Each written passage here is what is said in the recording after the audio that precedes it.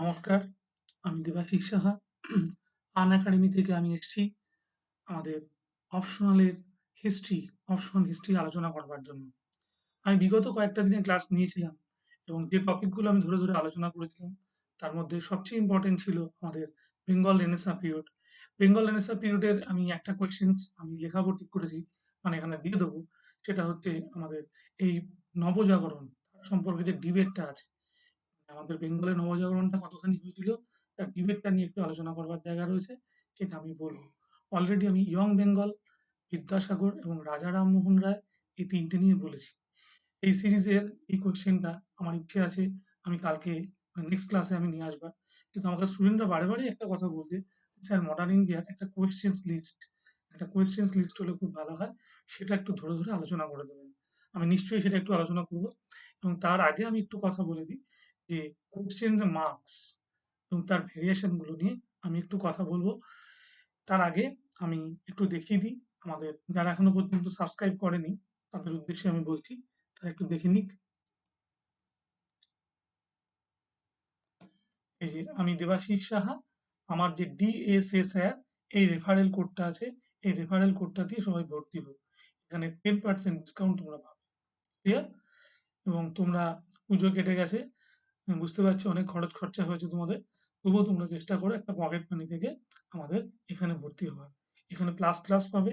এখানে ICDS এর class তো চলছেই এবং সঙ্গে, সঙ্গে আমি বলে দিই আমাদের WBCS এর প্রিলিমস, মেইনস, অপশনাল এবং তার সঙ্গে, সঙ্গে থাকছে আমাদের আরেকটা উল্লেখযোগ্য ক্লাস, সেটা হচ্ছে PSC মিসলেনিয়াস। ক্লিয়ার? তো আমাদের এই হিস্ট্রি বা অন্যান্য যে সকল সাবজেক্ট আছে, মানে ইংলিশ, ম্যাথস, GI, ইংলিশ সব চ্যাপ্টারের করে কিন্তু আলাদা, আলাদা করে ক্লাস হবে। এটা তোমরা একটু ভালো করে লক্ষ্য রাখবে। এবং সবচেয়ে বলে রাখি যে WBCS পরীক্ষা দেওয়ার জন্য যে ৪ টে বেস, ইকোনমিক্স, পলিটিক্যাল সায়েন্স, আমাদের হিস্ট্রি, জিওগ্রাফি, এই ৪ টে সাবজেক্টে তোমরা কিন্তু মেইনলি জোর দেবে। ক্লিয়ার? যাই হোক, অপশনাল পেপার আমি যেটা নিয়ে একটু আলোচনা করছিলাম, তার ভাগগুলো বা ডিসকাশনটা আমি একটু করেছি। আমি আরেকবার বলে দিচ্ছি। বলে দিয়ে আমি কোয়েশ্চেনস এর লিস্ট আমি আজকে পেপার 2 নিয়ে আলোচনা করব। পেপার 2 এর মেইনলি যে ব্যাপারটা রয়েছে আমাদের, সেটা হলো মডার্ন ইন্ডিয়া আর ওয়ার্ল্ড হিস্ট্রি। তাই তো? আজকে আমি পুরো মডার্নটা, মানে মডার্ন হিস্ট্রির কি, কি কোয়েশ্চেন আমাদের পড়তে হবে, কিভাবে রেডি করতে হবে, সেটা আমি তোমাদের বলে দেবো। ক্লিয়ার? আমি তাহলে চলে যাচ্ছি।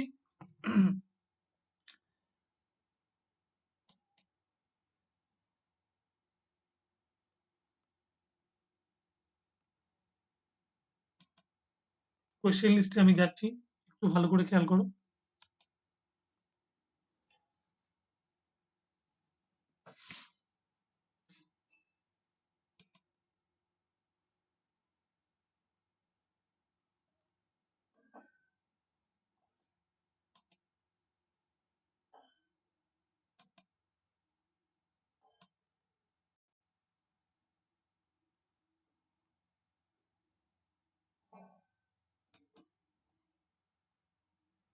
ভালো করে পেজ সেটআপটা একটু দেখে নাও। এখানে যে কোয়েশ্চেনস গুলো করা হয়েছে সেগুলো আমি একটু বলি তোমাদেরকে। দেখো, আমাদের মডার্ন ইন্ডিয়ার যে ইউনিট এ, এখান থেকে আমাদের 40 ইনটু 2 মার্কস, মানে 80টা নম্বর থাকবে। 40 নম্বরের দুটো কোয়েশ্চেনস আর একটা আসবে 20 নম্বরের কোয়েশ্চেন। তাহলে 80 যোগ 20 ইকুয়াল টু 100। এই 100 নম্বরে কিন্তু আমাদের কি করতে হবে? আনসার করতে হবে। এটা হচ্ছে আমাদের মডার্ন ইন্ডিয়ার আমাদের পেপারটা 100 এবং পার্ট 2 তে, মানে এই সেকেন্ড পেপারে যেটা ওয়ার্ল্ড হিস্ট্রি, সেটার ইউনিট বি তে থাকবে আবার কত মার্কস? আমাদের 100। সেখানে 40 ইনটু 2 প্লাস 20। এই পেপারটাই কিন্তু আমাদের স্কোরিং পেপার। এই পেপারে কিন্তু আমাদের নাম্বার তুলে নিতে হবে। ক্লিয়ার? আর আগের যে পেপারটা আছে আমাদের এনশিয়েন্ট আর মিডিয়েভেল ইন্ডিয়া, 100 প্লাস 100 200, সেই পেপারে আমাদের কিন্তু আমার 12 খানা কোয়েশ্চেন্স লিখতে হয়। ক্লিয়ার?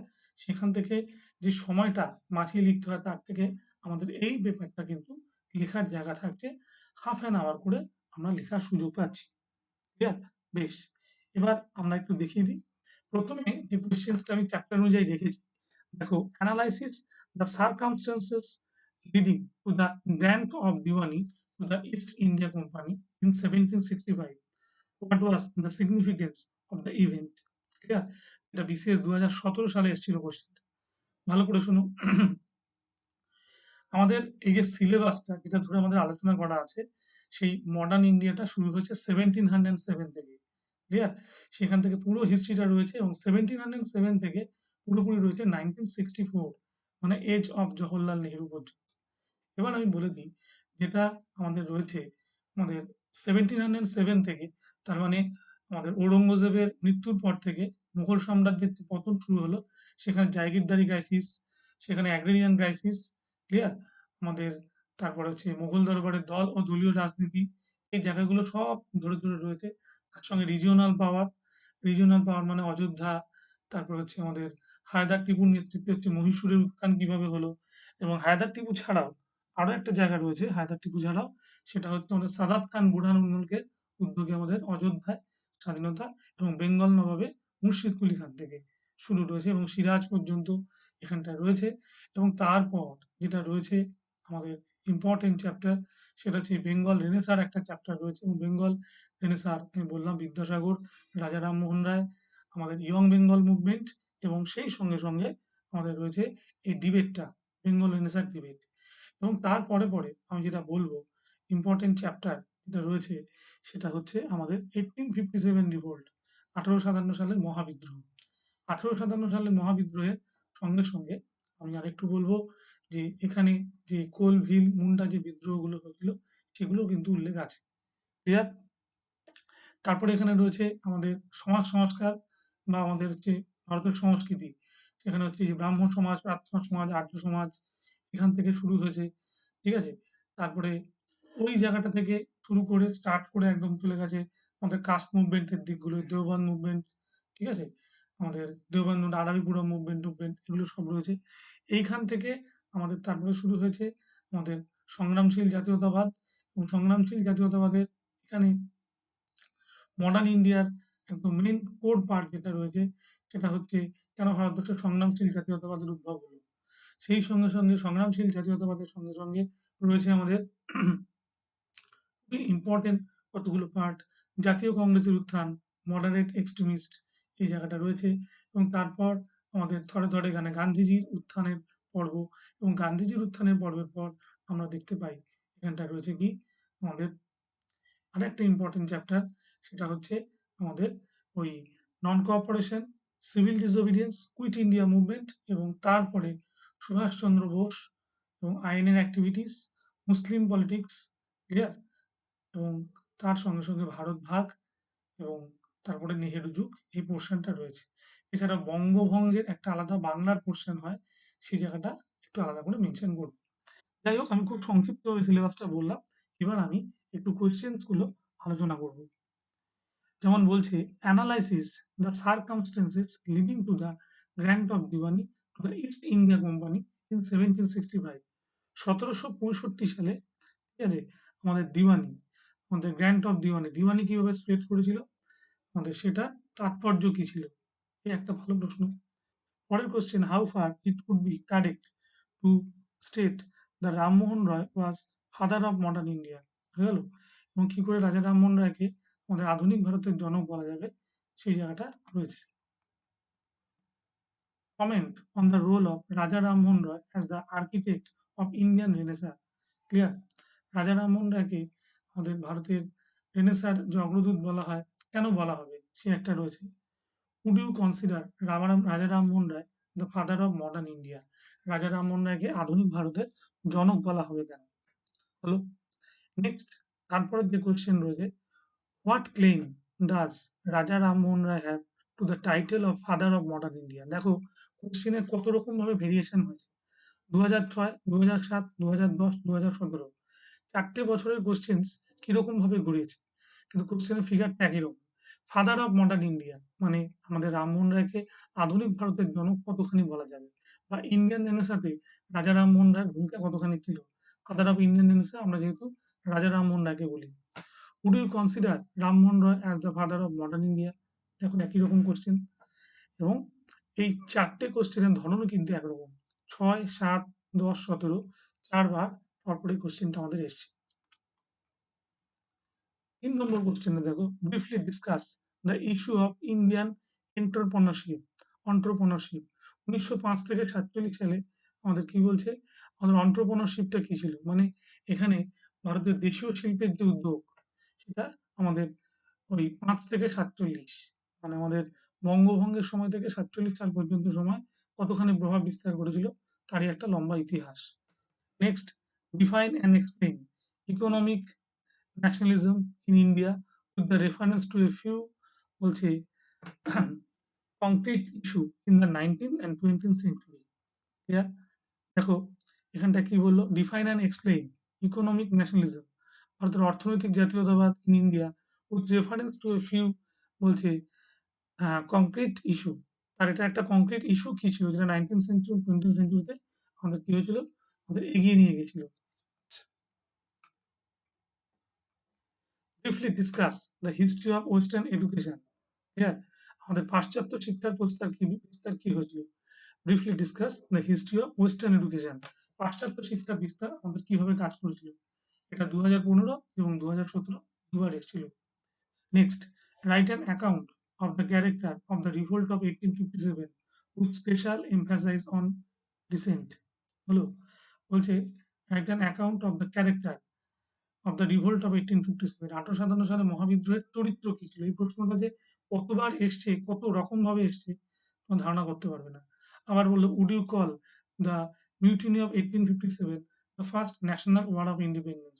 প্রথম, বলছে ন্যাশনাল ওয়ার অফ ইন্ডিপেন্ডেন্স, আধুনিক আমরা কি বলবো ন্যাশনাল ওয়ার অফ ইন্ডিপেন্ডেন্স মানে হচ্ছে আমাদের যেটা বলবো জাতীয় সংগ্রাম, এটাকে প্রথম জাতীয় সংগ্রাম বলা যাবে কিনা। ঠিক আছে, বেশ। Was the revolt of 1857 national upsurge, একই রকম প্রশ্ন। ডিসকাস দ্য ডিফারেন্ট, বলছে ইন্টারপ্রিটেশন ইন দ্য কানেকশন। হলো, এবং এটার ইন্টারপ্রিটেশন কিভাবে হয়েছিল এবং তার সঙ্গে কানেকশনটা কি করে হয়েছিল। তাহলে 1857 সালের বিদ্রোহ যে বিভিন্ন রকম ভাবে যে বর্ণনা করা হয়েছে তার ধারণাটা দিয়ে কিন্তু বলা হয়েছে। বেশ। Write an account of the character of the revolt of 1857 with special emphasize on recent. হলো, যে 1857 সালের মহাবিদ্রোহের তোমার কি ছিল, স্পেশাল এমফাসাইজ। ঠিক আছে, তো স্পেশাল এমফাসাইজটা কি ছিল, মানে কোন দিক থেকে আমরা তাকে গুরুত্ব দিতে পারি, এখানে তো ওয়ান কাইন্ড অফ গুরুত্ব, importance. Write an essay on the historiographical debates in 1857 on 1857, 1857 সালের মহাবিদ্রোহের কি হয়েছিল, বলছে আমাদের হিস্টোরিক্যাল ডিবেট কি ছিল। আচ্ছা, to what extent Indian first war of independence in 1857 was result of popular discontent against the British rule। যা টু হোয়াট এক্সটেন্ট, কোন ধারণা থেকে ভারতবর্ষের প্রথম ইন্ডিপেন্ডেন্স 1857 সালের মহাবিদ্রোহ, ভারতবর্ষের প্রথম, বলছে প্রথম মানে একটা ইন্ডিপেন্ডেন্ট ওয়ার আর ভারতবর্ষের প্রথম জাতীয় স্বাধীনতা সংগ্রাম বলা যায় কিনা। How would you explain the failure of the movement, তুমি কি একমত যে বিদ্রোহ তোমার ব্যর্থ হয়েছিল। এই প্রশ্নটা দেখো মোটামুটি 17, 18, 13, 5, 1, 9, ক্লিয়ার, এতবার এসেছিল বলছে 1, 2, 3, 4, 5, 6 ছবার এসেছিল। নেক্সট, পরের কোশ্চেনটা দেখো, Vidyasagar had the generous and wisdom and ancient stage, the energy of English man and the heart of Bengali mother। একদম আমাদের মাইকেল মধুসূদন দত্তের কথাটা তুলে ধরলো। জাস্টিফাই বিদ্যাসাগরস নোমেনক্লেচার মানে সে একই নামে শিরোনামে of traditional modernizer in the light of the statement and in the context of the various reform work। এবং এটা কিভাবে একটা ভেরিয়াস রিফর্ম ওয়ার্ক বলানো বলতে পারি। হাউ ফার ইট, বলছে appropriate to regard Vidyasagar as a traditional moderniser, কিভাবে এবং কোন উদ্দেশ্যে আমরা বলতে পারি যে বিদ্যাসাগর ছিলেন একজন ট্র্যাডিশনাল মডার্নাইজার। আমাদের যে অর্থে বলতে চাইছি ঐতিহ্য ও আধুনিকতার যোগসূত্র। বুঝতে পারলে তোমরা। এই কোয়েশ্চেনটা প্রিভিয়াস ইয়ার 2008 এবং 2011 সালে দুবার এসেছিল। এই কোয়েশ্চেনটার একটা কি পয়েন্ট আমি তোমাদের বলে দিই। এখানে যেটা বলবে সেটা হচ্ছে বিদ্যাসাগর তার পাশ্চাত্য শিক্ষা তার উপর যে প্রভাব পড়েছিল এবং সে যে অ্যাক্টিভিটিস গুলো দেখিয়েছিল এবং তার কার্যকলাপ গুলো দেখিয়েছিল সেটার উপর একটু জোর দেবে এবং সেই সঙ্গে সঙ্গে তোমরা রিলেট করার চেষ্টা করবে যে জায়গাটা, সেটা কি, সেটা হলো আমাদের তার ওয়ার্ক, তার যে সামাজিক সংস্কার, ঠিক আছে, এবং তার সাহিত্য সংস্কার, এইগুলোর সঙ্গে আমরা কিন্তু যোগ করব। এবং সেই সূত্র ধরে আমরা কি পাবো, বিদ্যাসাগরকে ট্র্যাডিশনাল মডার্নাইজার করতে চাইবো। দেখো এটা অমলেশ ত্রিপাঠী একটা কোটেশন, ট্র্যাডিশনাল মডার্নাইজার মানে আধুনিক ও ঐতিহ্যের যোগসূত্র। মনে থাকবে কি বললাম, আধুনিক এবং ঐতিহ্যের যোগসূত্র। এই যোগসূত্রটাকে তোমাদের কি করতে হবে, মেলাতে হবে। এবং এখানে কিন্তু বিদ্যাসাগরের আমাদের সমালোচনাগুলোও বলতে হবে, যে একটা তৎকালীন ঔপনিবেশিক পরিকাঠামোয় বিদ্যাসাগরের যে কার্যকলাপগুলো আটকে গেছিল, ঠিক আছে, সেটা বলতে হবে।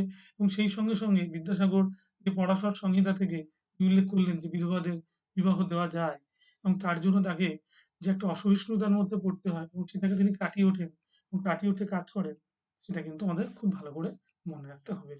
Clear? Vidyasagar as a traditional moderniser, এই প্রশ্নটা আমরা ভালো করে রেডি করবো। Was the partition of India 1947 inevitable? 1947 সালের ভারত বিভাগ কি আমাদের অনিবার্য ছিল? And বলছে আনঅ্যাভয়েডেবল, এবং এটাকে কি তোমার ইয়ে করা যেত, ইনএভিটেবল অ্যান্ড আনঅ্যাভয়েডেবল, এটা একই সঙ্গে কি বলবো, এটাকে এড়ানো যেত কিনা, এই একটা প্রশ্ন। এই প্রশ্নটা আমাদের তিনটে কির ওপর কিন্তু দাঁড়িয়ে আছে, যে ভারত বিভাগ কি অবশ্যম্ভাবী ছিল, বা ভারতবর্ষ মানে ভারত ভাগটাকে কি ঠেকানো যেত, মানে এটা কি রদ করা যেত, বা এটা কি অবশ্যম্ভাবী ছিল? Was the partition of India inevitable? Bharat বিভাগ কি অবশ্যম্ভাবী ছিল? Given reason to year previous year 2001, 2003, 2010, 2011। আমরা অনেকগুলো ইয়ারে কিন্তু দেখেছি, এবং রিসেন্ট যেটা 13-14 সালের পরেও কিন্তু এই কোশ্চেনটা আসে। এটা যেরকম ভাবে ওরা ইচ্ছা করে ঘুরিয়ে দেবে, তোমাদের কনসেপ্ট দিয়ে লিখতে হবে। আমি বলে দিই, এই উত্তর লেখার আগে আমাদের কতগুলো জায়গা আমাদের মনে রাখতে হবে, তিনটে পয়েন্ট মনে রাখতে হবে। একটা হচ্ছে কি, একটা হচ্ছে বিদেশ মানে ব্রিটিশ সরকারের ডিভাইড অ্যান্ড রুল পলিসি, একটা মনে রাখবে। 2 নম্বর মনে রাখবে যে ডিভাইড অ্যান্ড রুল পলিসির সঙ্গে সঙ্গে আমাদের রয়েছে মুসলিম পলিটিক্স, ক্লিয়ার, সেটা কতখানি ভারত ভাগের জন্য দায়ী হয়েছিল, এবং কংগ্রেসের রাজনীতি সেটা কতখানি এর উপরে চেপে বসলো, ক্লিয়ার, এবং সেই জায়গার উপরে মানুষের কি বলবো একটা প্রভাব, মানুষের মধ্যে একটা প্রভাব পড়লো এবং দেশটা ভাগ হয়ে গেল। অ্যাকচুয়ালি এই দেশ ভাগের জন্য এককভাবে কিন্তু কেউ দায়ী নয়, কেউ না কেউ কোনো কিছু ভাবে একটু একটু করে হলেও দায়ী ছিল।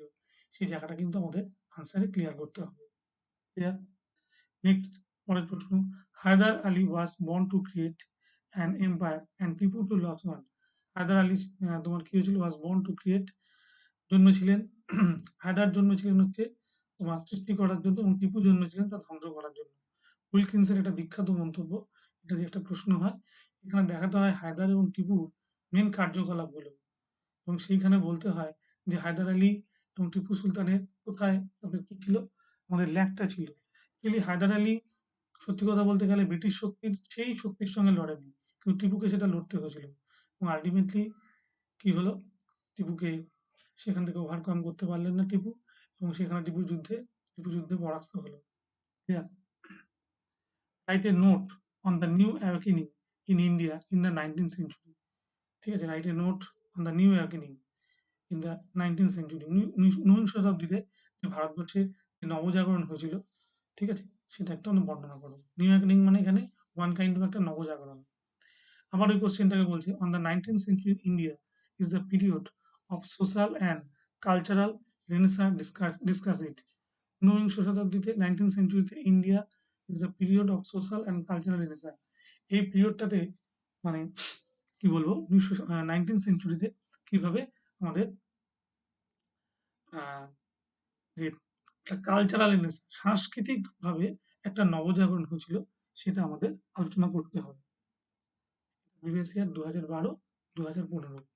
এই উত্তর লেখার সময় কিন্তু দেখাতে হবে আমাদের কতগুলো দিক। যেমন একটা দিক বলে দিই আমি,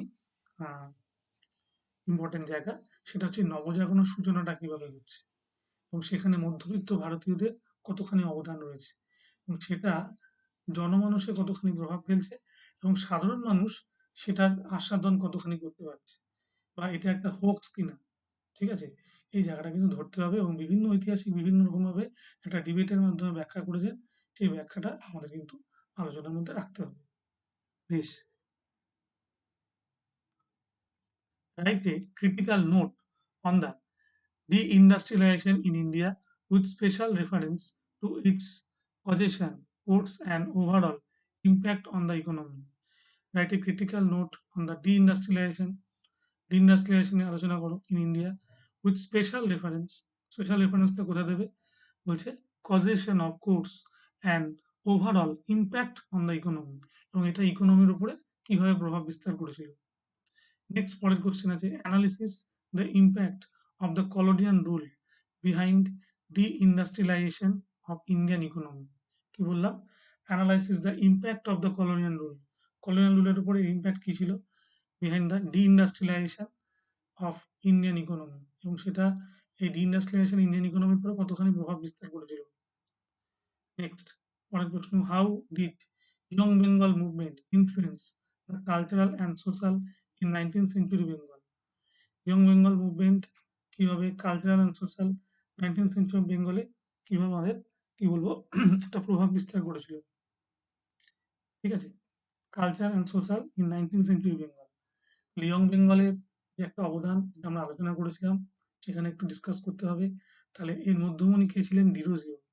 ঠিক আছে, এবং ডিরোজিও তার কার্যকলাপ এবং সেই সময় ডিরোজিওর কার্যকলাপের যে ব্যাখ্যাগুলো করতে হবে, মানে এখানে পয়েন্টগুলো বলে দিই যে ইয়ং বেঙ্গল মুভমেন্টটা কেন হলো, কিসের উপরে, কিসের প্রতিবাদে।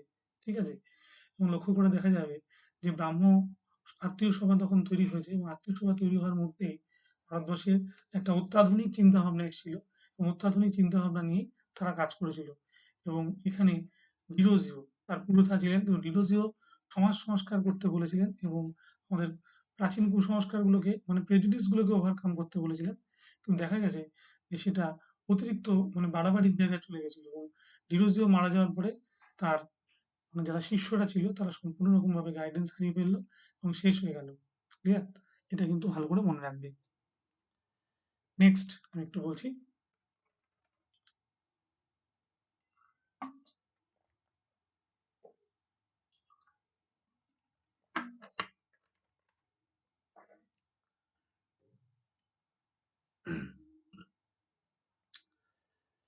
এবার দেখো এখানে ডিরোজিওর যে ম্যাগাজিন গুলো ছিল, পার্থেনন, পার্থেনন ছাড়া আমাদের রয়েছিল কি আমাদের ইস্ট ইন্ডিয়া, এই পত্রিকাগুলোর কথা কিন্তু বলতে হবে। ঠিক আছে, আমাদের তার বিখ্যাত অ্যাসোসিয়েশন, তার বিখ্যাত অ্যাসোসিয়েশনের মধ্যে কি ছিল? 1828 সালে তৈরি একাডেমিক অ্যাসোসিয়েশন, কেউ এটাকে 26 বা 27 বলে। এই পয়েন্টগুলো কিন্তু দেখবে এগুলো রয়েছে কিনা। ঠিক আছে, একটা বিতর্ক সভা, এবং তার শিষ্যদের মধ্যে কারা কারা ছিলেন, এবং তার মধ্যে বিখ্যাত বিখ্যাত লোক কারা? রেভারেন্ড কৃষ্ণমোহন বন্দ্যোপাধ্যায়, হরচন্দ্র ঘোষ, তাই তো, কৃষ্ণদাস পাল, তারপরে আমাদের রয়েছে দক্ষিণরঞ্জন মুখোপাধ্যায়, রাধানাথ শিকদার, ঠিক আছে, নবগোপাল মিত্র, এরা কিন্তু এদের কথা বলতে হবে। নেক্সট পরের কোশ্চেন আমরা চলে যাই, how did young Bengal movement influence the cultural and social 19th century Bengal. এখানে দেখাতে হবে, এবং ইয়ং বেঙ্গলের যে সমালোচনাটা করা হয়েছিল, যেমন সুমিত সরকার বলছেন এই জেনারেশন উইদাউট মানে পেরেন্টস, মানে যাদের পিতামাতার কোনো গাইডেন্স নেই, ঠিক আছে, এই কথাটাও কিন্তু উল্লেখ করতে হবে। এবং তারপরেও বলতে হবে যেটা সুরেন্দ্রনাথ বন্দ্যোপাধ্যায় যেটা বলেছিলেন যে তাদের কথা মাথায় রেখেই কিন্তু আমরা আস্তে আস্তে এগিয়ে গেছি, এটাও কিন্তু বলতে হবে। Discuss the Orientalist Anglicist controversy on education in first half of the 19th century and analysis the effects of the কি বললাম triumph of Anglicism. Discuss the Orientalist দের যে বিতর্কটা আছে on education in the first half of the 19th century and analysis the effects of the triumph of Anglicism, এবং সেটা আমাদের কি বলছে ভারতবর্ষে আমাদের পাশ্চাত্য এবং প্রাচ্য পাশ্চাত্য যে বিরোধ, এবং সেই প্রাচ্য পাশ্চাত্য বিরোধের মাঝখান থেকে কিভাবে উঠে আসছে, তাই তো, সেই কন্ট্রোভার্সিটা উঠে আসছে, এবং সেখানে আমাদের দেখানো হবে যে পাশ্চাত্য শিক্ষার বিস্তারটা কিভাবে আমাদের উপযুক্তভাবে ছড়িয়ে পড়লো, সেই জায়গাটাও কিন্তু দেখাতে হবে। এখানে ডিবেটের মধ্যে আমাদের কারা কারা অ্যাংলিসিস্ট, কারা কারা ওরিয়েন্টালিস্ট, এই পয়েন্টগুলো মাথায় রাখতে হবে। যেমন কোলব্রুক, জেমস প্রিন্সেপ, তাই তো, জেমস প্রিন্সেপ, কোলব্রুক, মানে মেকুলে, রাজারাম মোহন রায়, উইলসন, এরা কারা ছিলেন? মনে রাখবে উইলসন আর প্রিন্সেপ এরা দুজনেই ছিলেন হচ্ছে কি প্রাচ্যবাদী, তার মানে হচ্ছে ওরিয়েন্টালিস্ট। আর অ্যাংলিসিস্টের দলে কে রয়েছে? অ্যাংলিসিস্টের দলে রয়েছে আমাদের বিখ্যাত ঐতিহাসিক, আমাদের রয়েছেন জেমস স্টুয়ার্ট মিল, তারপরে রয়েছেন আমাদের আলেকজান্ডার ডাফ, তারপরে রয়েছেন হচ্ছে মেকুলে, ক্লিয়ার? আমাদের রাজা রামমোহন রায়, এরা কিন্তু সবাই রয়েছে অ্যাংলিসিস্টের দলে এবং তাদের যে ভিতরে কন্ট্রোভার্সিটা সেটা দেখাতে হবে এবং সেটা কিভাবে জয়যুক্ত হলো এবং কিভাবে একটা কোশ্চেন অ্যান্সারের মধ্যে সেটা কিন্তু দিতে হবে। নেক্সট, তারপর আমরা যেটা বলছিলাম, was Gandhi wrong in right in Khilafat issue with the non-cooperation movement? Here, Gandhi wrong in right the কি বললাম খিলাফত issue with the non cooperation movement. Gandhi ঠিক ছিলেন কি ভুল ছিলেন যে খিলাফত issue with the non cooperation movement, খিলাফত ইস্যুটাকে নন কোঅপারেশন মুভমেন্টের সঙ্গে জুড়ে দিই। ক্লিয়ার? এই কোশ্চেনটা বলবার আগে খিলাফত সম্পর্কে খুব ভালো করে খেয়াল রাখতে হবে। 1919 খিলাফত মুভমেন্ট হলো এবং এই খিলাফত আন্দোলন কিভাবে প্রভাব বিস্তার করলো এবং সেই প্রভাব বিস্তার করার পর এবং সেটা গান্ধীজি কিভাবে নন কোঅপারেশন মুভমেন্টের সঙ্গে জুড়লেন, এই জায়গাটা কিন্তু আমাদের খুব ভালো করে খেয়াল করবে। ক্লিয়ার? এবং এই উত্তর বলবার সময় যে দেখাতে হবে যে খিলাফতের সঙ্গে নন কোঅপারেশন রিলেটেড করছে কতখানি এবং আল্টিমেটলি কি হয় আমরা দেখতে পাই 1922 তে আমাদের নন কোঅপারেশন মুভমেন্ট থেমে যায়, খিলাফত আন্দোলনটা সীমিত হয়ে আছে এবং 1924 সালে যখন আমরা দেখতে পাই যে আমাদের খলিফা মোহাম্মদের পুরোপুরি পতন হয়ে গেছে এবং সেখানে আমরা এসছেন কামাল পাশা, সেখানে কিন্তু এটা পুরোপুরি শেষ হয়ে যায়। নেক্সট, পরের কোশ্চেন দেখো, how would you explain Gandhi rise to power, what major changes do you notice in Indian nationalism after the বলছে coming of Gandhi? How would you explain, কিভাবে তুমি ব্যাখ্যা করবে গান্ধী রাইজ টু পাওয়ার, গান্ধীর উত্থান তুমি কিভাবে ব্যাখ্যা করবে? হোয়াট মেজর চেঞ্জেস, এর মধ্যে কি মেজর চেঞ্জেস হয়েছিল? Do you notice in Indian nationalism after the coming to Gandhi, গান্ধীর উত্থানের সঙ্গে সঙ্গে? In what way did Gandhian leadership given a new dimension to the Indian national movement? In what way did the Gandhi leadership, Gandhi নেতৃত্ব give a new dimension to the Indian national movement? গান্ধীর উত্থান কিভাবে আমাদের Indian national মুভমেন্টকে প্রভাবিত করেছিল? বোঝা গেল কোশ্চেনটা? কি বললাম? তাহলে এখানে গান্ধীর আগের যে নেতৃত্ব ছিল সেটা নিয়ে একটু আলোচনা করবে এবং গান্ধীর নেতৃত্ব কিভাবে পরিচালনা মানে পরিবর্তনটা করলো সেটাও কিন্তু আলোচনা করতে হবে। নিউ ডাইমেনশনটা হচ্ছে এখানে সত্যাগ্রহ, সত্যাগ্রহ ডাইমেনশনটা নিয়ে আসতে হবে এবং গান্ধীজি এখানে যেমন চম্পারণ, আহমেদাবাদ এবং খেরা সত্যাগ্রহ করে আস্তে আস্তে এটাকে বাড়িয়েছিলেন আন্দোলনের পরিধিটাকে, সেটার ব্যাখ্যাও কিন্তু তোমাকে এখানে করতে হবে। হলো? আচ্ছা, এবং সেই সঙ্গে সঙ্গে একটু বলে রাখি যে এই গান্ধীর এই লিডারশিপে যে বড় পরিবর্তনটা আসে সেটা হয় কি একটা মাস মুভমেন্ট, যে মাস মুভমেন্টে পরিণত হয় এবং কংগ্রেসের বড় বড় নেতারা গান্ধীজির কি হয় গান্ধীজির মানে নেতৃত্ব মেনে নেয় এবং সেখান থেকে কাজ হতে শুরু করে এবং যে নিউ ডাইমেনশনটা এখানে বলতে হবে রাওলাট সত্যাগ্রহ, নন কোঅপারেশন, সিভিল ডিসোবিডিয়েন্স এবং কুইট ইন্ডিয়া মুভমেন্টে যে থরে থরে পরিবর্তন হচ্ছে সেটা কিন্তু বলতে হবে। নেক্সট, তারপর আমি চলে যাই important question. critically analyze critically analyze the Gandhi's rise to power in national politics in India after his return from South Africa. আমরা নিশ্চয়ই জানি গান্ধীজি 1893 সালে দক্ষিণ আফ্রিকায় গেছিলেন এবং দক্ষিণ আফ্রিকা যাওয়ার পর গান্ধীজি ফিরে আসেন, ভারতবর্ষে ফিরে আসেন কোন সালে? আমরা জানি গান্ধীজি ভারতবর্ষে ফিরে আসেন 1915 এর 9 জানুয়ারি এবং এই ডেটটাকে আমরা কি বলি? এই ডেটটাকে আমরা বলি হচ্ছে international non violence day, NRI day. Look, South Africa. How did Gandhi transform the character of Indian nationalism? আচ্ছা, এবার দেখো এখানে আগের যে কোশ্চেনটা বললাম, critically analyze the Gandhi's rise to power of the national politics in India after his return from South Africa. এখানে দেখো স্টেপগুলো আমরা প্রিলিমিনারিতে পড়ে নিয়েছি। সেই স্টেপগুলো কি কি?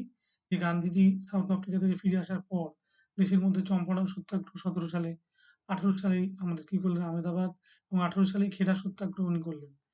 এই ৩ টে সত্যাগ্রহ করার পর আমরা যখন দেখতে পাচ্ছি উনি রাওলাট সত্যাগ্রহ মানে তার ফার্স্ট মাস মুভমেন্ট এবং নন কোঅপারেশন মুভমেন্টটাও তার একটা কিন্তু বিস্তারিত মুভমেন্ট ছিল। এই জায়গাটা কিন্তু একটা বড় জায়গা, মানে এই অ্যানালিসিস করার একটা খুব বড় জায়গা। ক্লিয়ার? এখানে বলতে হবে এই স্টেপগুলো ভেঙে ভেঙে বলতে হবে। আচ্ছা, তারপরে এখান থেকে যেতে হবে কি non cooperation, civil disobedience, quit India movement. এটাও কিন্তু ছোট ছোট পয়েন্ট করে আমাদের ভাগ করে বলতে হবে। Next, how did Gandhi transform the character of Indian nationalism? ঠিক আছে, গান্ধীজি তাহলে ইন্ডিয়ান ন্যাশনালিজমের তোমার পরিবর্তন কিভাবে করলো সেই ব্যাখ্যাটাও করতে হবে। নেক্সট, এখানে একটু বলে দিই, transfer from character Indian nationalism আগে যেরকম ছিল ওই নরমপন্থী চরমপন্থী যে ব্যাপারটা ছিল, গান্ধী সেখান থেকে অনেকটা লিবারালিজম নিয়ে আসে, ঠিক আছে, একটা উদারনীতিবাদ নিয়ে আসে, এবং সেটা দিয়ে তার গান্ধীবাদ, গান্ধিয়ানাবাদ, তার সত্যাগ্রহের কনসেপ্ট মিশিয়ে দিলেন, এবং সেটা কিভাবে জয়যুক্ত হলো সেটাই কিন্তু আমরা এই কোশ্চেনে দেখতে পাবো, রিফ্লেকশনটা হলো, এবং তার চরিত্র বা বৈশিষ্ট্যগুলো কি ছিল সেটাও বলতে হবে। Next, discuss MK Gandhi's nationalist বলছে মুভমেন্টস উইথ দ্য কংগ্রেস। কি হলো, এম.কে গান্ধী আমাদের ন্যাশনালিস্ট মুভমেন্ট উইথ কংগ্রেস, কংগ্রেসের জাতীয় আন্দোলনে কি পরিবর্তন এনেছে বা তার কন্ট্রিবিউশন কি ছিল।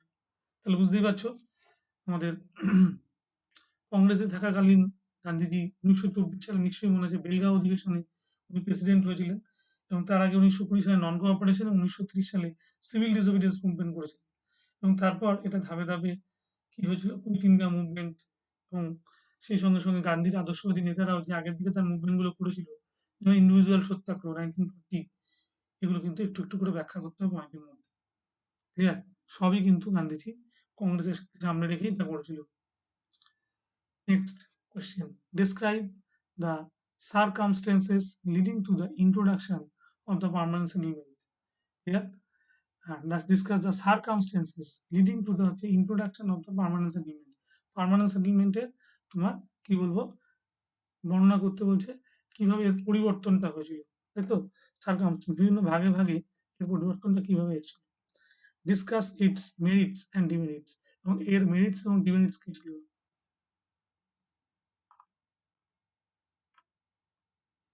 একটা কোশ্চেনটা আমি বলে দিই, পার্মানেন্ট সেটেলমেন্ট মানে চিরস্থায়ী বন্দোবস্তের টাকাটা কিন্তু আমাদের খুব ভালো করে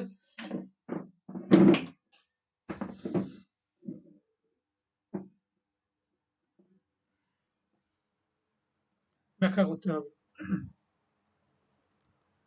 permanent settlement discuss it's merits and demerits, এবং এর মেরিট ডিমেরিট গুলো কিন্তু আমাদের আলোচনা করতে হবে। তাহলে পার্মানেন্ট সেটেলমেন্টে মানে চিরস্থায়ী বন্দোবস্তে আমাদের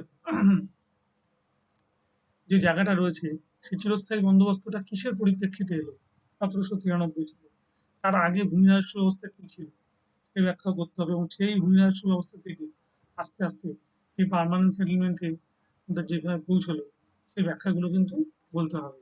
এবং এই ব্যাখ্যার মাঝখানে আমি যেটা একটু বলবো, 1793 সালে লর্ড আমাদের কর্নওয়ালিস যে পার্মানেন্ট সেটেলমেন্ট করছে, পার্মানেন্ট সেটেলমেন্টের আরেকটা নাম কি জমিদারি ব্যবস্থা, জমিদারি সিস্টেম। এটা কিন্তু পরীক্ষাটা বলতে পারে পার্মানেন্ট সেটেলমেন্ট না বলে জমিদারি সিস্টেম করে বলতে পারে, বা জমিদারি সেটেলমেন্ট, সেভাবে কিন্তু কোশ্চেন ঘুরিয়ে দিলে তোমাদের আনসারটা জানতে হবে। মেরিটস অ্যান্ড ডিমেরিটস, এবং এটা সুবিধে এবং অসুবিধাগুলো বলতে হবে। ক্লিয়ার? আগে কি হয়েছিল, জমিদারদের একটা নির্দিষ্ট কি বলবো ফসল, যে ফসলের পরিমাণটা সে নির্ধারণ করতো, তার থেকে একটা রেভিনিউ দিত।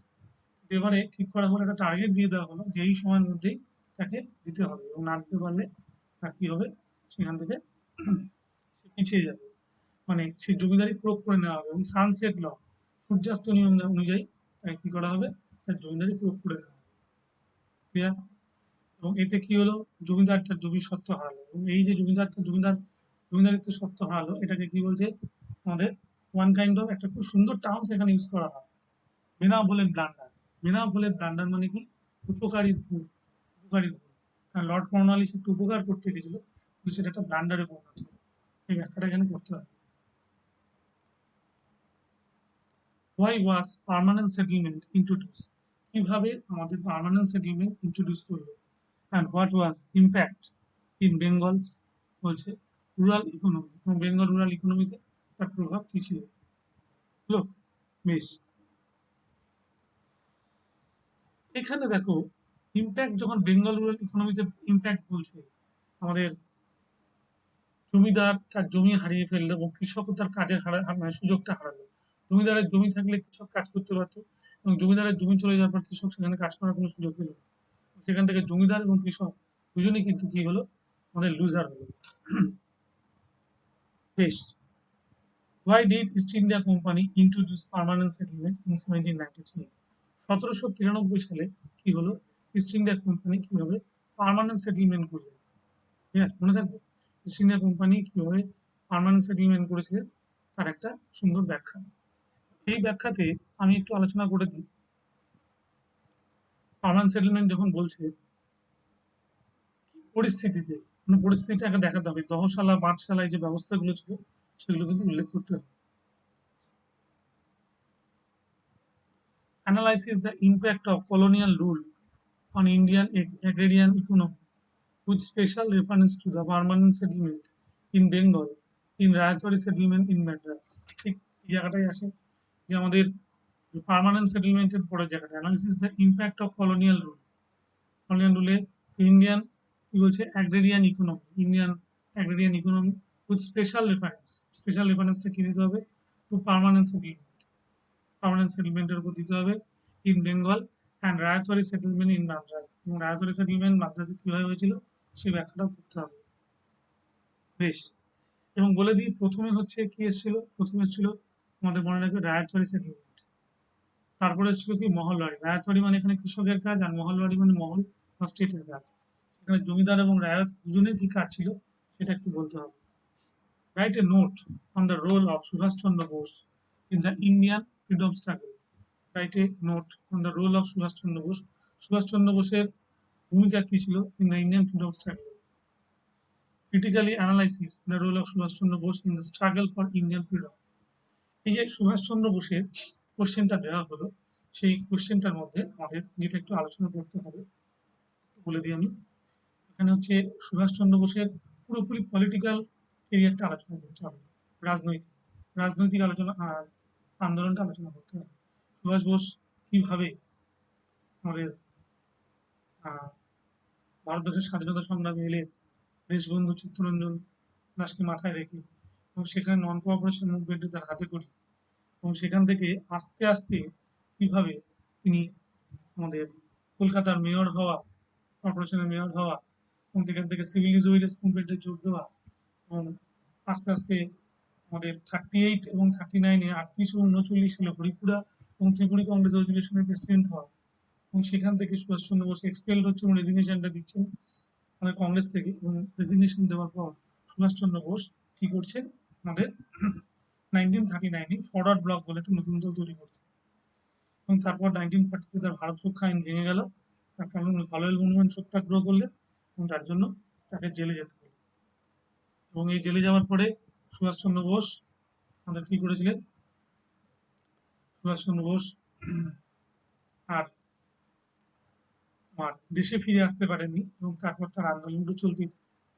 সেই আন্দোলন আমাদের কিভাবে প্রভাব বিস্তার করেছিল সেটা আমরা পরবর্তীকালে দেখে নেব। এবং এখানে বলে দিই তার আইএনএ ইন্ডিয়ান ন্যাশনাল আর্মির পর থেকে যে আজাদ হিন্দ ফৌজ তৈরি করেছিল সুভাষচন্দ্র বোস, এই জায়গাটাই কিন্তু আমাদের উল্লেখ করতে হবে। বেশ, ট্রেস দ্য গ্রোথ অফ বলছে ascendency of the British power in Bengal. Clear? Trace the growth and ascendency of the British power in Bengal between 1757 to 1765। 1757 থেকে 62 পর্যন্ত আমাদের কি হলো, বাংলায় আমাদের পলাশী থেকে বক্সার পর্যন্ত ব্রিটিশ শক্তির বিস্তার। খুব খুব ভালো প্রশ্ন, একদম গুছিয়ে ছোট করে উত্তরটা লিখতে হয়। 1757 সালের পরিস্থিতি কেমন ছিল এবং 1757 সালের পরিস্থিতি কাটিয়ে উঠে সেটা 1765 সালে কিভাবে ফুলফিল করলো সেই জায়গাটা কিন্তু দেখাতে হবে। এবং এক্ষেত্রে বলে দিই 57 সালে আমাদের পলাশীর যুদ্ধ যে বলছে কত একটা ক্যাননেট কামানের খেলা ছিল, এবং সেখানে 1764 সালে বক্সারের যুদ্ধ ছিল একটা প্রকৃত যুদ্ধ। তারপরে কিন্তু ভারতবর্ষ আধিপত্য লাভ করে, তাই তো? এবং 1765 সালে কোম্পানির দেওয়ানি লাভের মধ্যে কিভাবে এটা শেষ হয়ে যাচ্ছে পুরো ব্যাখ্যাটা এখানে করতে হবে। এবং হিস্ট্রিটা এখানে পলাশীর যুদ্ধ এবং বক্সারের যুদ্ধটা সংক্ষেপে বলে দিই, এখানে একটা ইকোনমিক ইম্প্যাক্টও দেখাতে হবে। ক্লিয়ার? যে অর্থনৈতিক একটা যে প্রভাব বিস্তার করেছিল সেই জায়গাটা কিন্তু বলতে হবে। কিভাবে ব্রিটিশরা আস্তে আস্তে তোমার তার বাণিজ্যিক অধিকার থেকে ডালপালা বিস্তার করতে শুরু করলেন, মানে বড় হয়ে উঠলেন, এবং সেটা 1764 সালে বক্সারের যুদ্ধের পর শাহ আলম টু যখন বাধ্য হলেন আমাদের কি করতে, আমাদের শাহ আলম টুর সঙ্গে এলাহাবাদের সন্ধি হলো, সেইখান থেকে আস্তে আস্তে হলো আমাদের অধিকারগুলো চলে যেতে শুরু করবে ভারতীয়দের। ব্রিটিশ শক্তি কায়েম হবে এবং কোম্পানির শক্তি এখানে কিন্তু অনেকটা অংশেই জয় হবে। এবং বলে দিই এখানে কিন্তু সমালোচনাগুলো করতে হবে যে কিভাবে শোষণের মাত্রাটা বেড়েছে। How was the questions of women হলো emancipation address by the social reforms reformers of India in the 19th century. বলছে how was the questions women, ঊনবিংশ শতাব্দীতে মহিলাদের পজিশন কি ছিল তা নিয়ে লেখো, এবং আরেকটা কোশ্চেন দিতে পারে 20th সেঞ্চুরিতে মহিলাদের পজিশন কি ছিল, এটাও দেয়। 2014 সালে দিয়েছে, ভালো প্রশ্ন। Write a note on framing of Indian constitution after 1947। Write a note on framing of Indian constitution, কিভাবে ইন্ডিয়ান কনস্টিটিউশন ফ্রেম করেছিল আফটার 1947 1947 সালের পরে, with social reference to the issue of integration of princely states, যেটা কিভাবে integration of princely স্টেটসে আমাদের সাহায্য করেছিল। Next, analysis the problem of integration of the princely states with the newly independent India. মানে ভারতবর্ষের দেশীয় রাজ্যের অন্তর্ভুক্তি এবং সেখান থেকে কাশ্মীর, জুনাগড়, হায়দ্রাবাদ কিভাবে ভারতবর্ষের মধ্যে আসে সেই প্রশ্নটা ব্যাখ্যা করতে হবে, এবং সেখানে বল্লভভাই প্যাটেলের কি মুখ্য ভূমিকা ছিল সেটাও কিন্তু আমরা উল্লেখ করবো। ঠিক আছে, বেশ। তারপর আমরা দেখব যেখান থেকে প্রশ্ন খুব ইম্পর্টেন্ট রয়েছে। Would you argue the Battle of Palashi was the outcome of a conspiracy? If so, how did the take shape? খুব ভালো করে বোঝো যে এটা কি একটা ষড়যন্ত্রের ফলশ্রুতি। If so, how did the take shape? তুমি এটা কি করে মত পরিবর্তন করাতে পারো, মানে এটা কি তুমি রূপ দিতে পারো, রূপরেখাটা আনতে পারো, তাই তো। One kind of battle of পলাশিতে একটা ষড়যন্ত্র হয়েছিল। এখানে রবার্ট ক্লাইভ, লুইস ক্যাপ্টন এবং অ্যাডমিরাল ওয়াটসন এবং আমাদের সিরাজের কি বলবো সিরাজের রাজ পরিবারের কিছু লোকেদের সঙ্গে ষড়যন্ত্রটা হয়েছিল। এবং এর মধ্যে আমাদের মনে রাখতে হয় যে মির্জাফরের কথা বলা হয়, মির্জাফরকে আমাদের একটা ষড়যন্ত্রের মুখ্য নায়ক বলা হয়। সিরাজ মির্জাফরের পাশাপাশি যারা ছিলেন, যেমন রানী ভবানী, ঠিক আছে, তারপরে আমাদের কিছু উমি চাঁদ, এদের কথাগুলো উল্লেখ করতে হবে। এবং এখান থেকে এটাও বলতে হবে উল্লেখ করে যে কে ব্যাটেল ফিল্ডে সিরাজের হয়ে যুদ্ধ করতে করতে গ্যালেন্টলি মারা গিয়েছিলেন, সেটা হচ্ছে মীর মদন। ঠিক আছে, এটাও কিন্তু ভালো করে বলতে হবে।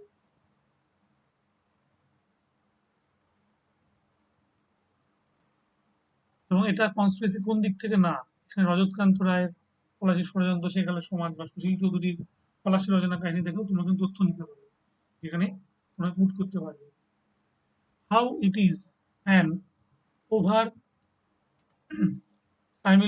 over simplification to present the civil disobedience movement as an unqualified advance in every respect over non-cooperation movement.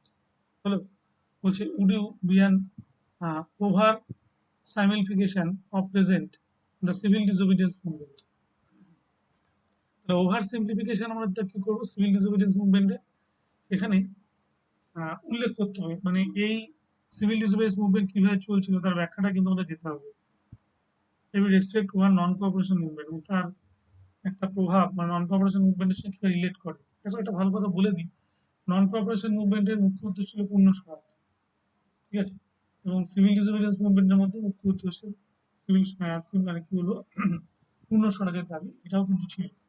দুটোর মধ্যে একটা বড় পার্থক্য হলো নন কোঅপারেশন মুভমেন্টে যে গান্ধীজি একটা বেস তৈরি করেছিলেন ভারতবর্ষে, সেটাই কিন্তু আমাদের সিভিল ডিসোবিডিয়েন্স মুভমেন্টে গান্ধীজির কথায় তারা কি করে আন্দোলনের নাম দেয়। এবং এইখানে যে গুরুত্বটা, যে নন কোঅপারেশন থেকে সিভিল ডিসোবিডিয়েন্সে ভেরিয়েশনে গান্ধীর নেতৃত্বটা কিন্তু কম, বেশ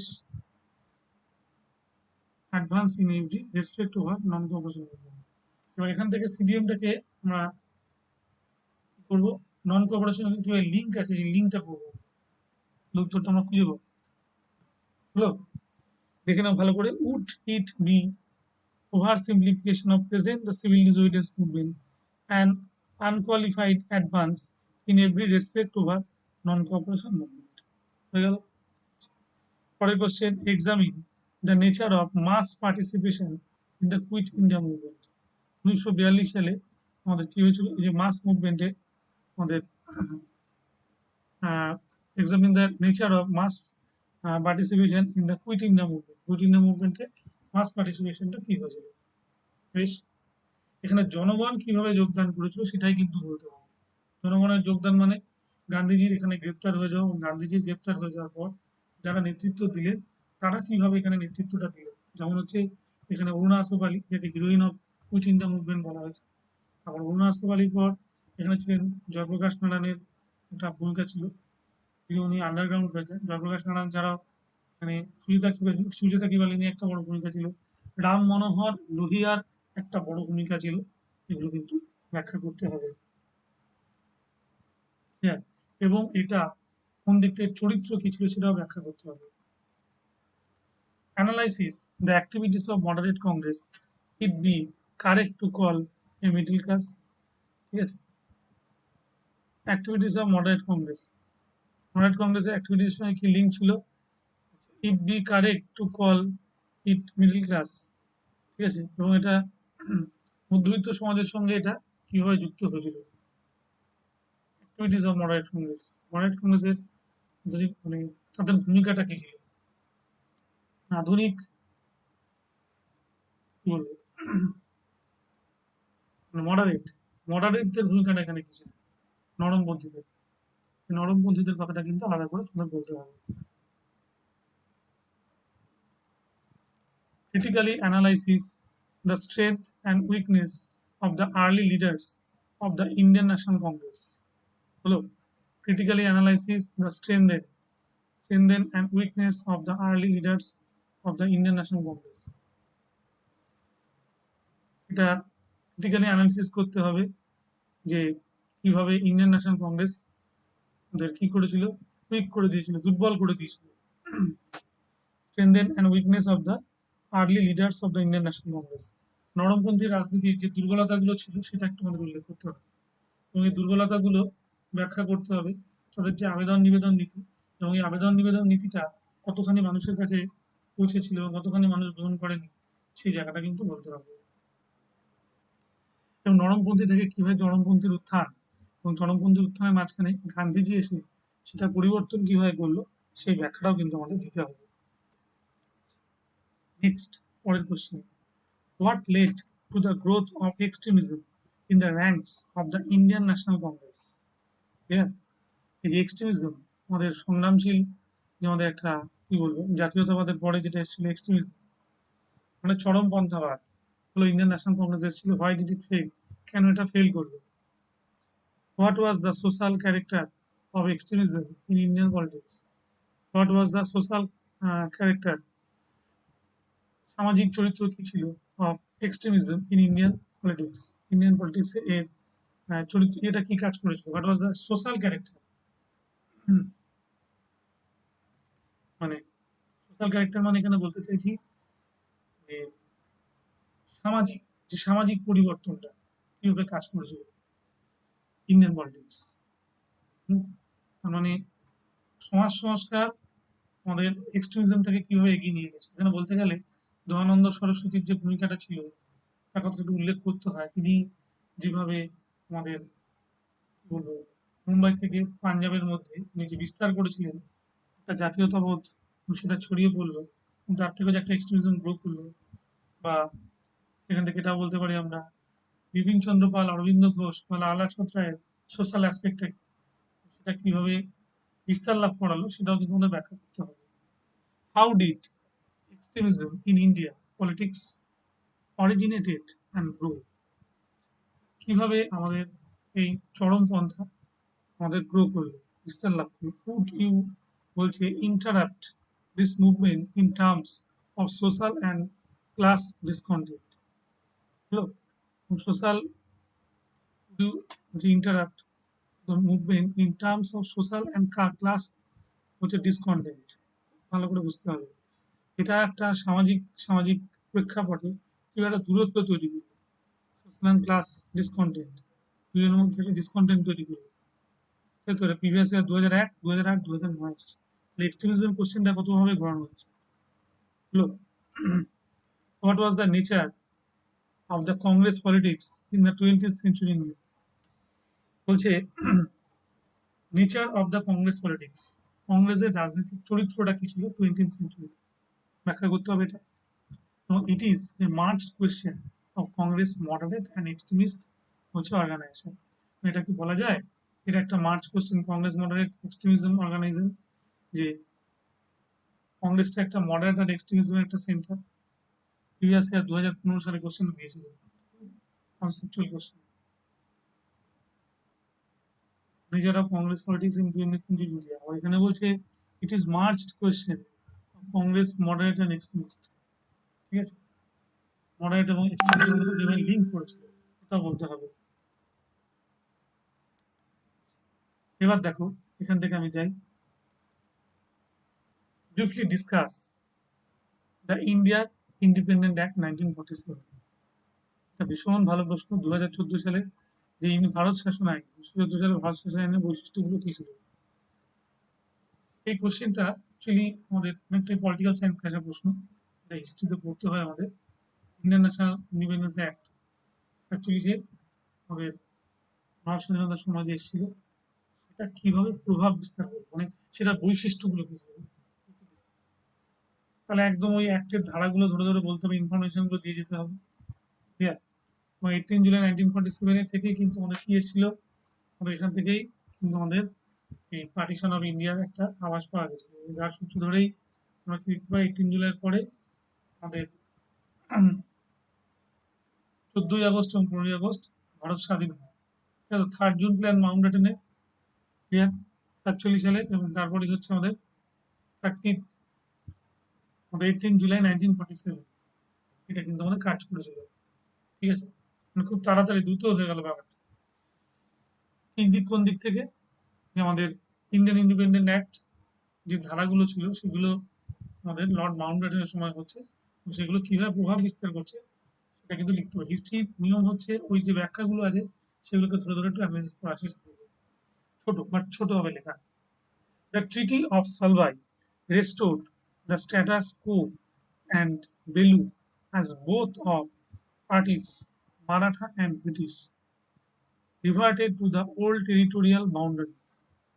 Here, the Treaty of Salvai, which restored the status quo and the value as both of হচ্ছে practice হলো, এটা হচ্ছে Maratha and British reverted to the old territorial boundaries. Old territorial boundaries এটা কি কাজ করেছিল, but politically the British government, এবং যেটা মানে রাজনৈতিকভাবে ব্রিটিশ গভর্নমেন্ট কিভাবে নিয়েছিল। তার মানে এটা হচ্ছে significance of treaty of Salbai. একদম বোঝা was the significance, the economy was বলছে recognise as one of the leading military power in India. হলো, educated and justify, elucidated and justified, একে ইলুসিয়েট করে জাস্টিফাই করতে বলেছে। প্রিভিয়াস ইয়ার এটা 2003 সালে এসেছিল। ট্রিটি অফ সলভাই মানে 1782 সালে হলো, এটা করলেন কে, মাহাজি সিন্ধিয়া। মাহাজি সিন্ধিয়া এটা কার সঙ্গে করেছিলেন, আমাদের ওয়ারেন হেস্টিংসের সঙ্গে। ক্লিয়ার, সেই সময় আমাদের কি বলবো পেশোয়া, পেশোয়া যিনি ছিলেন তার পুরো বিহাফ হয়ে মাহাজি সিন্ধিয়া কাজটা করেছিল। সেই সলভাইয়ের সন্ধির ঠিক বিরতি হয়ে গেল আমাদের 1802 সালে।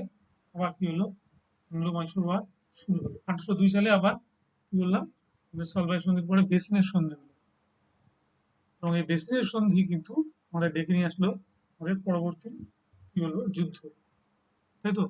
এটাকে আমরা বলি থার্ড অ্যাংলো মারাঠা ওয়ার। মনে থাকবে 1817 থেকে 1818 হয়েছিল, এবং এখানে পেশোয়া ছিল কে, আমাদের ফার্স্ট পেশোয়া বাজিরাও। তাকে হেরে গিয়ে কিভাবে সমস্ত কিছু খুইয়ে তাকে চলে যেতে হয় কোথায়, বিঠুর, কানপুরের বিঠুরে, এবং সেখানে 8 লক্ষ টাকা সে কিনে আমাদের পেনশন নিতে শুরু করে। সেখানে কিন্তু তার মৃত্যু হয়, এবং তার অ্যাডপ্টেড সন কে ছিলেন, তার অ্যাডপ্টেড সন ছিলেন হচ্ছে আমাদের নানা সাহেব, যিনি কানপুর থেকে বিদ্রোহী হয়েছিলেন।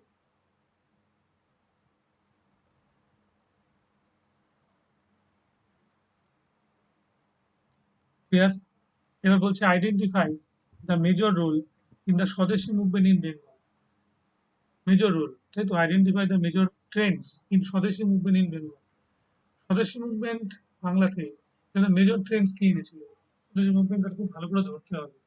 সেটা হচ্ছে যে বয়কট, ঠিক আছে, বয়কট করার ব্যাপার, পিকেটিং, ঠিক আছে, দেশি বস্ত্র ব্যবহার করা। এই যে জায়গাটা যে স্বদেশী কনসেপ্টটা তৈরি করছে, মানে যেটা পার্টিশন অফ বেঙ্গল মুভমেন্টে সবচেয়ে বেশি কার্যকরী ছিল। এবং সেইখানে আমরা এটাও দেখতে পাচ্ছি স্বদেশী মুভমেন্টের পর আস্তে আস্তে আমাদের কি হলো, আমাদের এক্সট্রিমিজমটা কিন্তু আবার গ্রো করে গেল, তাই তো? এই কোশ্চেন আমাদের আরো কিছু বলতো, ইনফরমেশনে ভরাতে হবে, যেমন এডুকেশনাল ইনফরমেশন। জাতীয় শিক্ষা পরিষদ কে তৈরি করেন, এবং সতীশচন্দ্র মুখার্জি। তারপরে যে Bengal technical college and school, ঠিক আছে, এটা কে তৈরি করেন। তারপরে আমাদের এখানে আসবে জাতীয় সাবান কারখানা, এটা তো ইন্ডাস্ট্রির মধ্যে। জাতীয় সাবান কারখানা ছাড়া নীলরতন সরকার 1905 সালে। তারপর আরেকটা প্রশ্ন করে, জাতীয় সাবান কারখানা ছাড়া যে আমাদের tata iron and steel company উল্লেখ করবে অবশ্যই, ঠিক আছে। এই দুটো পয়েন্ট আমরা দেখবো আনসার চাইবার সময়। তার সঙ্গে এবার দেখাতে হবে একটা ইন্টারাক্ট করবে, মানে কিভাবে ইন্টারাক্ট করবে, যে স্বদেশী সেন্সটা কি, কোন জিনিসটাকে স্বদেশী বলছে, স্বদেশী কনসেপ্টটা কি, তাকে ব্যাখ্যা করতে হবে। দেশি বস্ত্র পরিধান এবং বিদেশি বস্ত্র বর্জন, এটা ছিল মেনলি স্বদেশীদের একটা কি বলবো slogan. Was administrative necessity in the main ground for the partition of Bengal in 1905. So, what was its result? Was administrative necessity the main ground for the partition of Bengal in 1905? কি পরিস্থিতিতে কিভাবে আমাদের বঙ্গভঙ্গ হলো? What was its result? এর তোমার কি হয়েছিল, এর ফল কি হয়েছিল? এই একটা ভালো প্রশ্ন। Partition of Bengal 1905, advanced system মানে পুরো ব্যাখ্যা করতে হবে, সেই রিজলে কমিশন, রিজলের ব্যাখ্যা, লর্ড কার্জন তার একটা ব্যাখ্যা ছিল, এবং আমাদের কে ছিলেন সেই সময় অ্যান্ড্রু ফ্রেজার, তাই তো? অ্যান্ড্রু ফ্রেজারের চিন্তা ভাবনা কি ছিল, সেই জায়গাটা কিন্তু রিফ্লেকশনটা দেখাতে হবে। কেন, কিসের পরিস্থিতিতে পার্টিশন অফ বেঙ্গল? কিছুই নয়, বাংলা ভাগ করে দেওয়া মানে হচ্ছে আমাদের এই বাংলা, আসাম, বাংলা দিনাজপুর বা বাংলা হচ্ছে ওয়েস্ট বেঙ্গল, এইভাবে ভাগটা হলো। লাস্টে দেখা যায় বাংলা এবং বাংলা, বাংলার সঙ্গে আমরা কি বলছে ওয়েস্ট বেঙ্গল, এটাকে আমরা জুড়ে দেবো।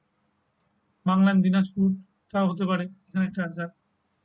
এবং কি হবে, আর একটা জায়গাটা কোথায় থাকলো, আসাম, বেঙ্গল, আসাম আর বেঙ্গল, আসাম থেকে পুরো বিচ্ছিন্ন করার কথা কিন্তু বলা হয়েছিল। Was administrative necessity the main ground of the partition of Bengal 1905? What is fault? Result, what is result? এর result কি ছিল? Write a short note on the Charter Act of 1833. 1833 সালের চার্টার অ্যাক্ট কি ভূমিকা ছিল, ঠিক আছে। Do you think that problem of private inland trade was the primary cause of the conflict between Mir Kasim and the English East India Company? দারুণ প্রশ্ন। দেখো, বলছে write a short note on the character of 1833। 1833 সালে short note, charter আইনের এটা কিছু, charter আইনের পরে শর্ট নোট লিখতে বলছে, তাহলে একদম চার্টার অ্যাক্টের পুরো ধরে ধরে ধরে ব্যাখ্যাগুলো করতে হবে। Next, do you think that the problem of private inland trade was the primary cause of the conflict between Mir Qasim and English East India Company? Private inland মানে মীর কাসিম যে স্বাধীন হওয়ার চেষ্টা করেছিল এবং তার যে অ্যাক্টিভিটিস গুলো ছিল এগুলো উল্লেখ করতে হবে। যেমন মীর কাসিম কি করেছিল, মীর কাসিমের একটা বড় কাজ কি ছিল, মীর কাসিমের একটা বড় কাজ ছিল ট্রান্সফার করে ফেলা, মুর্শিদাবাদ থেকে মুঙ্গেরের ক্যাপিটাল ট্রান্সফার করে ফেলা। তারপরে 2 নম্বর কাজ কি ছিল, 2 নম্বর পয়েন্ট আমরা বলতে পারি যে আমাদের এলিস সাহেবের কুঠি মীর কাসিম আমাদের দখল করে নিয়েছিলেন। এবং তারপর দেখো 3 নম্বর, এটা একটা স্বাধীন একটা কাজ ছিল তার। তারপরে আমাদের একটা অস্ত্রাগার বানিয়েছিল, দুর্গ তৈরি করেছিল ব্রিটিশ সরকারের কোনোরকম ভাবে পারমিশন নেয়, এটা কিন্তু আনকাইন্ড অফ একটা স্বাধীনচেতা কাজ হলো। এবং এই পরিস্থিতিতে কি হলো, যুদ্ধ বাড়ছে, তাই তো? এবং এই যুদ্ধ যখন বাড়ছে 1764-এ, তখন মীর কাসিম আমাদের কি করছে, একটা যৌথ শক্তি তৈরি করছে। মানে কিরকম, অযোধ্যার নবাব, ঠিক আছে, সুজাউদ্দৌল্লা, সুজাউদ্দৌল্লার সঙ্গে আমার যোগ করলেন তাকে মুঘল সম্রাট শাহ আলম টুটু। তিনজনের জোটই হেরে গেল। তার আগে কাটোয়াগিরি আর উদয়নালার যুদ্ধে আমরা কে হেরে গেছিলেন, কাটোয়াগিরি আর উদয়নালার যুদ্ধে আমাদের মীর কাসিম হেরে গেছে, তাই তো? কিন্তু ভালো করে মনে রাখবে এবং এই যুদ্ধক্ষেত্রে তাকে কে পরাস্ত করেছিল, ঠিক আছে? মেজর হেক্টর মুনরো, মাথায় রাখবে, ক্লিয়ার? বক্সারের যুদ্ধ। Right a short note on the Swaraj party, what was it's achievement. Swaraj party সম্পর্কে একটা ছোট নোট লিখতে বলছে, কি পরিস্থিতিতে আমাদের স্বরাজ পার্টি তৈরি হয়েছিল, তাই তো? কংগ্রেস খিলাফত স্বরাজ পার্টি আমরা নাম দিয়েছিলাম, তাই তো? এটা সাল হচ্ছে আনঅফিসিয়াল ডেট 1922 ডিসেম্বর, আর অফিসিয়াল ডেট হচ্ছে জানুয়ারি 1923। হলো, মনে থাকবে। এবং এটার অ্যাচিভমেন্ট এবং তার অ্যাচিভমেন্টটা কি পাওয়া গেছিল। Trace the development of Muslim separate politics since 1906.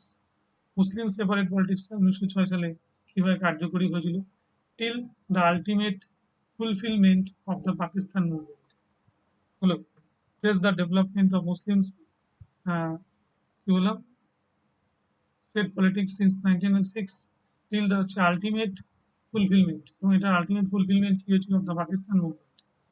বেশ, trace the growth of separate Muslim politics in India. হলো, trace the growth of separate Muslim politics, separate Muslim politics কিভাবে কাজ করেছিল। হলো, এখানটা আমি থামছি। মুসলিম পলিটিক্স মানে 1906 সালে শুরু হলো, এবং তারপর এখানে আস্তে আস্তে আমাদের স্বাধীনতা আন্দোলনের সঙ্গে জড়িয়ে পড়লো, এবং তার কতগুলো মুসলিম পলিটিক্সের সেশনগুলো আমাদের এখানে আলোচনা করতে হবে। এবং সেখানে সেপারেট মুসলিম পলিটিক্স, এবং তারপরে অনেকগুলো ভাগ আছে, 6 থেকে আমাদের 20 পর্যন্ত এক সময়, আবার 20 থেকে 47-এর সময়টা আলাদা, ঠিক আছে? এই পর্যায়ে 1940 যেখান থেকে ওরা পাকিস্তান প্রস্তাব ডিমান্ড করেছিল, সেই জায়গাটাও আমাদের ভালো করে পড়তে হবে। আমি আজকে 37 নম্বর কোশ্চেন অব্দি আলোচনা করবো, সামনের দিন আমি 38, 39 থেকে আরম্ভ করে 40, 42, 43, 44, 45, 46, এখানে 46টা কোশ্চেন আছে, আমি আলোচনা করবো। ঠিক আছে, তোমরা নেক্সট দিনের জন্য আমি এই সিরিজটা আবার রাখছি, তাহলে মাথায় রাখবে আমরা 42 নম্বর অব্দি কোশ্চেন করে ফেলবো।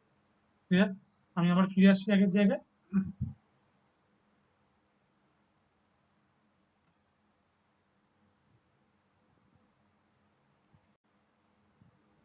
আনএকাডেমিতে যারা এখনো পর্যন্ত সাবস্ক্রাইব করোনি, তারা অবিলম্বে করে নাও, 10% ডিসকাউন্ট তোমরা পাবে, এবং ডিএসএস এর এই কোডটা দিয়ে তোমরা কিন্তু করবে। ঠিক আছে, এই কোডটা দিয়ে করলে তোমরা 10% ছাড় পাবে, এবং আগের কিছু ক্লাস দেখার জন্য তোমরা আরো বেশি ছাড় পাবে। মনে থাকবে, এই জায়গাটা তোমরা ভালো করে তৈরি করবে। যাই হোক, এখানে আর দেরি নয়, তোমরা ভর্তি হয়ে যাও আনএকাডেমি প্ল্যাটফর্মে।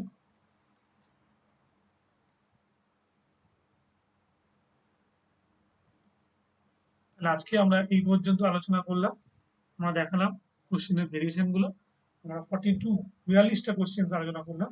তারপর থেকে আমরা কোশ্চেন গুলো নেক্সট ক্লাসে আলোচনা করে আমরা দেখাতে শুরু করবো। যাই হোক, ভালো করে পড়াশোনা করো। শুভরাত্রি, নমস্কার।